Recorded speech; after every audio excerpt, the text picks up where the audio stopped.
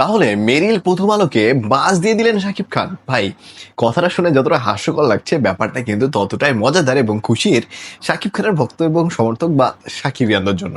আসলে ঘটনা কি হয়েছে? ঘটনা হচ্ছে, আমরা বরাবরই কিছু সময় থেকে দেখে আসছি মেরিল প্রথম আলো পুরস্কারে বরাবরের মতোই শাকিব খানকে মনোনয়ন দেওয়ার পরেও অন্য কোনো একজন আর্টিস্ট, অন্য কোনো একজন নায়ককে, নায়ক বলবো না, অন্য কোনো একজনকে বরাবরই পুরস্কৃত করা হয়, কিন্তু প্রতিবারই কিন্তু শাকিব খানকে মনোনয়ন দেওয়া হয়।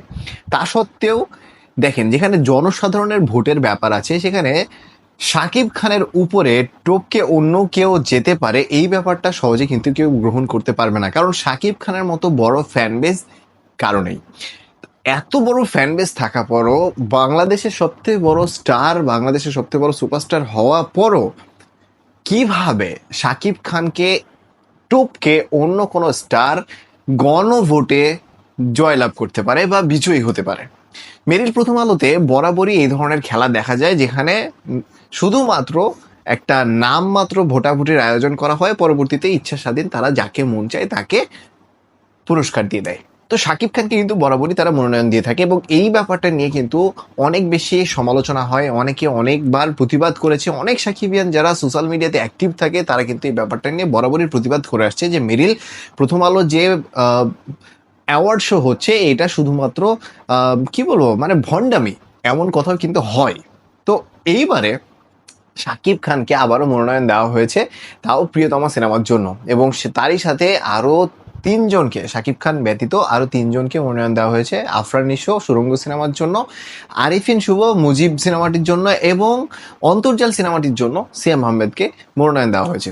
এবারে শাকিব খানকে ফোন দেওয়া হয়েছে, যাতে মানে শাকিব খানের এই বিষয়ে তা কি অভিমত, অনুভূতি কি, সেটা জানার জন্য শাকিব খানকে ফোন দেওয়া হয় মেরিল প্রথম আলোর পক্ষ থেকে, এবং শাকিব খান কোনো রকম কোনো রিয়াকশনই দেয়নি। ভাই, দেশের সব থেকে বড় সুপারস্টার, তার জন্য সব অ্যাওয়ার্ড কিছুই না। কিছুদিন আগেও কিন্তু প্রিয়তমা সিনেমার জন্য বিএফডিসি অ্যাওয়ার্ড পেয়েছে শাকিব খান। এবারে প্রথম আলোর পক্ষ থেকে তাকে আবার ডাকা হয়েছে, মনোনয়ন দেওয়া হয়েছে। এবার যে আবার কোনো নতুন নাটক হবে না, তাই বা কে বলতে পারে? তো যাই হোক, শাকিব খান এবারে একেবারে কোনো রিয়াকশনই দেয়নি, এবং বলা যায় একরকম মুখে বাঁশের বাড়ি, যেটাকে বলে, মানে ঝাঁটার বাড়ি, বাঁশের বাড়ি, এরকম যাই ইচ্ছা আপনি এখানে লাগাইতে পারেন।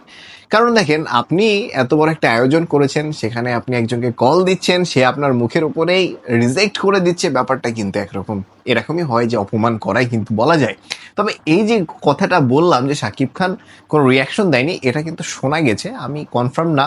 তবে যেসব মাধ্যম থেকে শুনেছি, বিশ্বস্ত মাধ্যম থেকে শুনেছি যে হ্যাঁ, শাকিব খান এই কাজটা করেছে।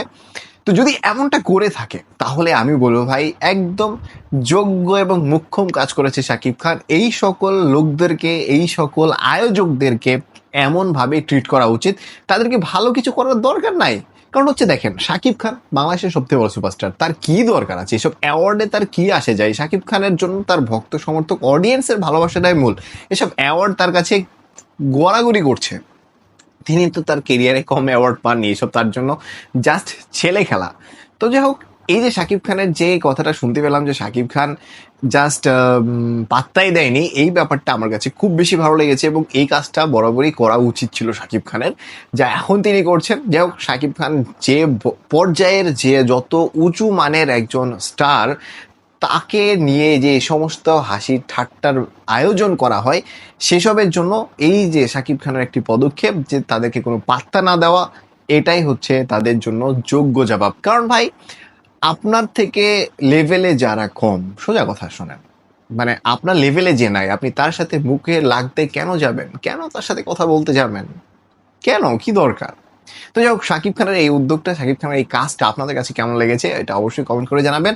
এবং মেরিল প্রথম আলোর যে ভণ্ডামিটা হয়, সেটা নিয়ে আপনাদের মতামত কি, সেটা অবশ্যই কমেন্ট করে জানতে ভুলবেন না। তো এখন এই পর্যন্তই, দেখা হচ্ছে পরের ভিডিওতে। চ্যানেল এবং পেজ যেখানে ভিডিও দেখছেন, সাবস্ক্রাইব এবং ফলো করে সাথে থাকবেন।